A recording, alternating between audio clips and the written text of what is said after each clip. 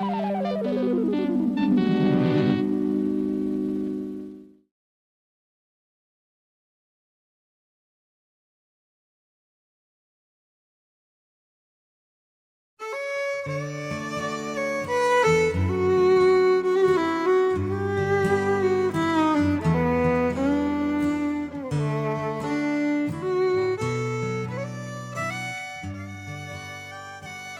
AR-23, 18-year-old Tanos, a toy maker from Jorlin, arrived in Krug at the Palace of Artifice. He was a tall man, broad in shoulder from his days working the docks as a youth. His hair was in constant disarray and gave, what some said, a lost puppy dog look. He had applied to be Urza's new apprentice. He secured the job by producing a toy snake he had created, made only of yarrow wood, and impressing the chief artificer. Tanos brings a childlike wonder and an inherent skill to the studio. Whereas I try to surpass nature, Tanos aims to capture its beauty and wondrous designs. Urza, chief artificer.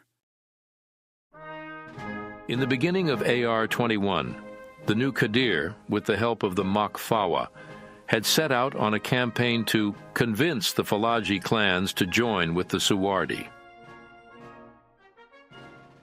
Tomakul, the Falagi Empire's capital, was its oldest and greatest city.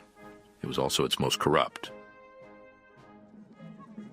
It was said that Tomakul was as rotten as old fruit, waiting for the slightest tap to split apart. They offered no resistance, as long as the Kadir did not interfere in their daily lives. A small contingent from the Thaladin tribe had offered resistance, though. The Makfawa made quick work of them. 15 died, including the chieftain's son. The Suwardi lost none. The Thaladin tribe soon submitted. The conquest of the Great Desert continued with tribes either having joined out of fear or impressed with the Makfawa's power. Some believed the Old Ones had favored the Kadir by bestowing him with such a gift. But in AR-24, the campaign had come to a standstill. The dragon engine was paralyzed outside the gates of Zegan. It was here a young artificer, Ashnod the Uncaring, at only 18 years of age, had found a way to keep the Makfawa at bay, if only temporarily.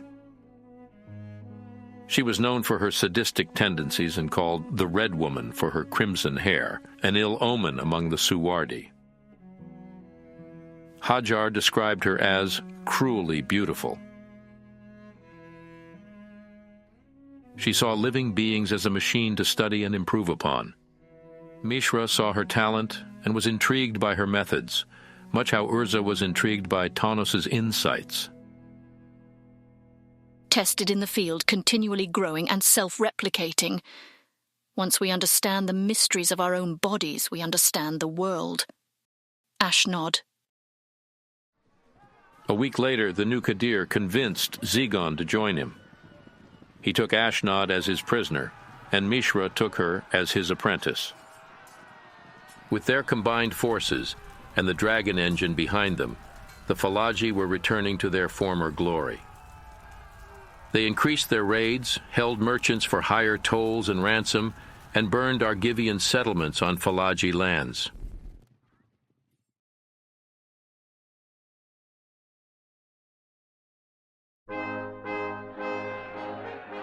The warlord of Krug, feeling something needed to be done, uncharacteristically called for a peace conference between the coastal nations and the Falagi.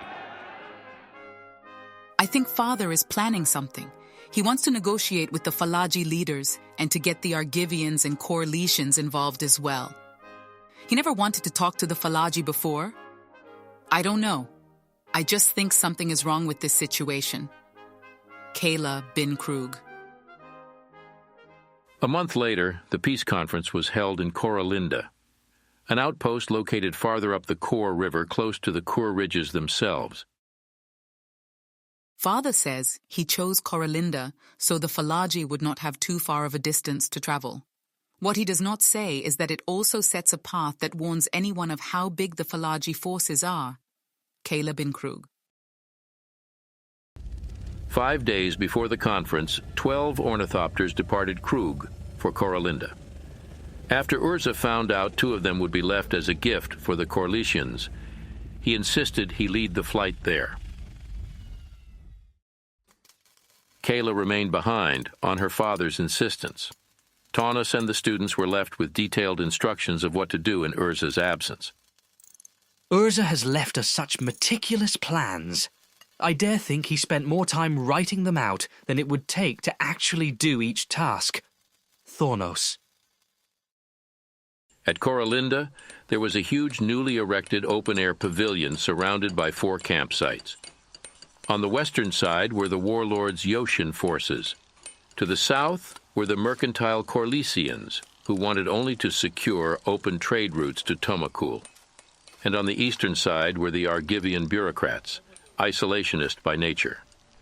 They wanted a recognizing of borders, a peaceful treaty, then to return home as quickly as possible. The northern side was for the Falagi and sat empty. On the 3rd day, the Falagi arrived. Using a mountain path through the Kur ridges, they came with the morning fog and avoided detection. The Falagi forces nearly outnumbered the other 3 groups combined, and all of them were warriors. As impressive as their forces were, there was only one thing that caught the attention of everyone. It was the dragon engine. Its brass skin glistened from the morning dew, its head bobbed from side to side, making it look more animal than machine. Its front legs were that of a dragon from legends, but its rear legs were made of cogs and tread, and the earth churned, giving way to its very steps. It brought in me both the greatest sense of awe and dread. Argivian diplomat.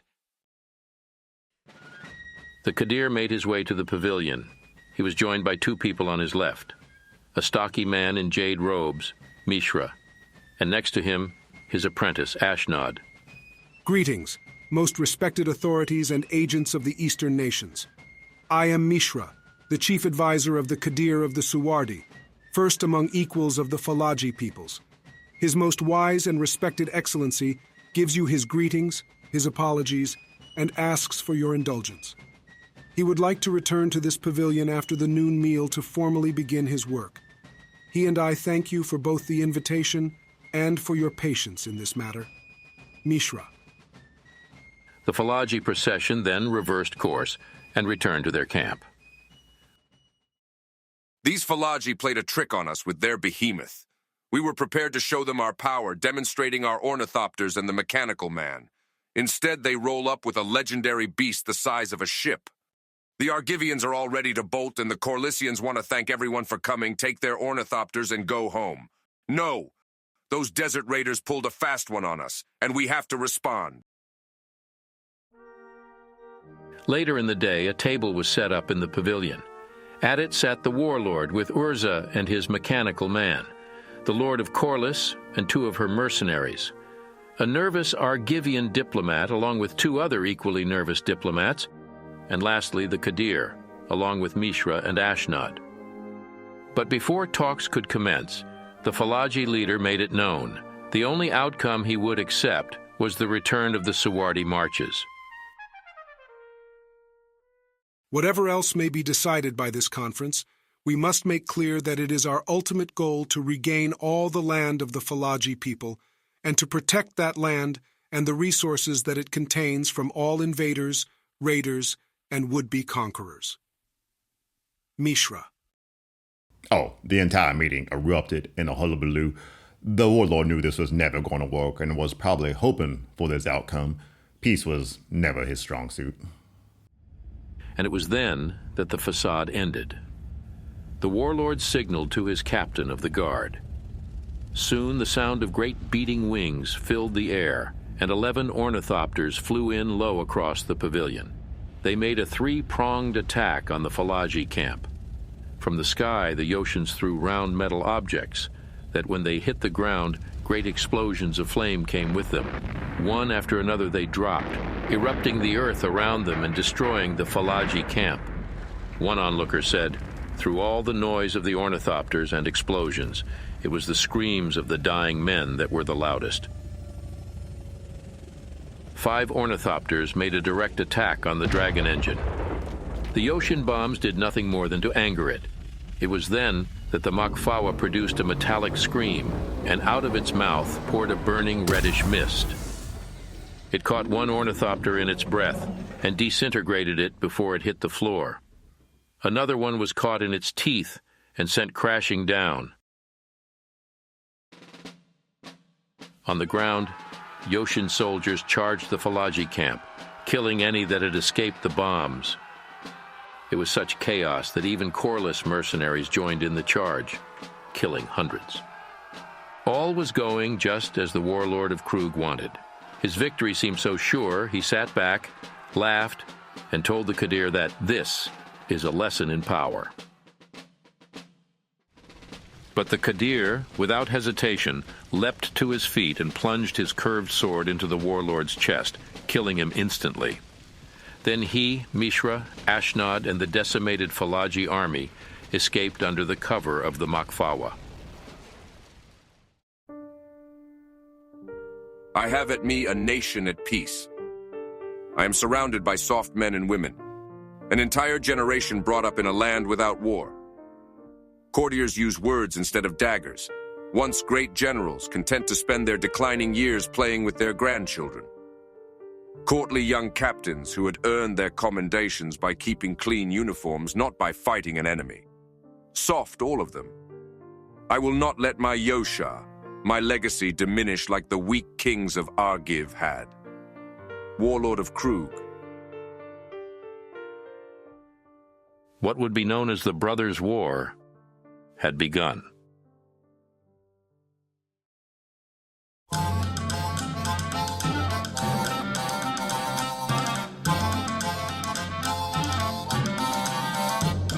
Away down south in the land of traitors, rattlesnakes and alligators. Right away, come away, right away, come away. Where cotton's king and men are chattels, Union boys will win the battles. Right away, come away, right away, come away.